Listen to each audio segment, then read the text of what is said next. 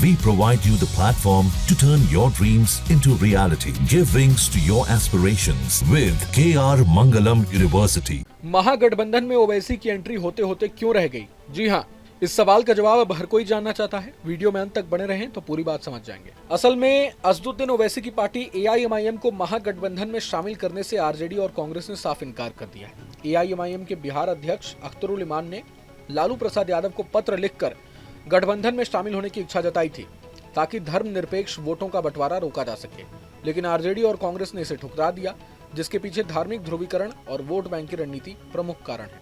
महागठबंधन में आरजेडी, कांग्रेस और वामपंथी दल शामिल हैं, जो बिहार में अपनी पारंपरिक मुस्लिम यादव यानी MY वोट बैंक रणनीति पर निर्भर है। अब ये तो हर कोई जानता है कि असदुद्दीन ओवैसी की AIMIM की सीमांचल क्षेत्र में मजबूत पकड़ है, जहां 2020 के विधानसभा चुनाव में पार्टी ने 5 सीटें जीती थी। ये क्षेत्र मुस्लिम बहुल है और AIMIM की मौजूदगी ने महागठबंधन के वोटों में सेंध लगाई थी, जिससे एनडीए को अप्रत्यक्ष लाभ हुआ। आरजेडी का मानना है कि AIMIM की धार्मिक ध्रुवीकरण वाली छवि पूरे बिहार में गठबंधन की धर्मनिरपेक्ष अपील को नुकसान पहुंचा सकती है।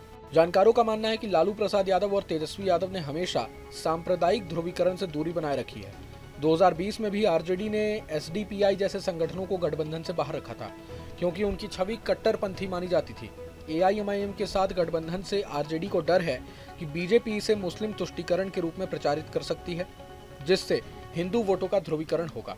इसके अलावा 2020 में AIMIM के 4 विधायकों का आरजेडी में शामिल होना भी दोनों दलों के बीच अविश्वास का कारण बना। अख्तरुल इमान ने इसे विश्वासघात करार दिया था, जिसने रिश्तों में कड़वाहट बढ़ाई। AIMIM की तरफ से बार बार गठबंधन की पेशकश के बावजूद आरजेडी नेता मानते हैं कि उनकी मौजूदगी से सीमांचल में फायदा हो सकता है, लेकिन मिथिलांचल, चंपारण और मगध जैसे इलाकों में गठबंधन को नुकसान होगा। आरजेडी सांसद मनोज झा ने MIM को सैद्धांतिक समर्थन देने की सलाह दी है, लेकिन गठबंधन में शामिल करने से इनकार कर दिया है। कांग्रेस सांसद अखिलेश प्रसाद सिंह ने भी MIM को सांप्रदायिक करार देते हुए गठबंधन की संभावना खारिज की है। दूसरी ओर ओवैसी ने महागठबंधन के इनकार को एक तरफा प्यार करार देते हुए तीसरा मोर्चा बनाने की बात कही है। ये रणनीति बिहार में नया समीकरण बना सकती है, लेकिन इसका असर महागठबंधन के लिए नुकसानदायक हो सकता है। तो जाहिर तौर पर ओवैसी कहीं ना कहीं एक तरह से देखा जाए तो अपने मिशन में तो कामयाब हो गए, भले ही उन्हें महागठबंधन में एंट्री मिली या ना हो। अब वो अपने मिशन में कैसे कामयाब हो गए ये भी जान लीजिए। असल में ओवैसी को बीजेपी की बी टीम कई लोग कह रहे थे। ओवैसी को ये जो कॉन्सेप्ट है, ये जो बातें चल रही थी अटकलों, इन पर विराम लगाना चाहते थे ओवैसी।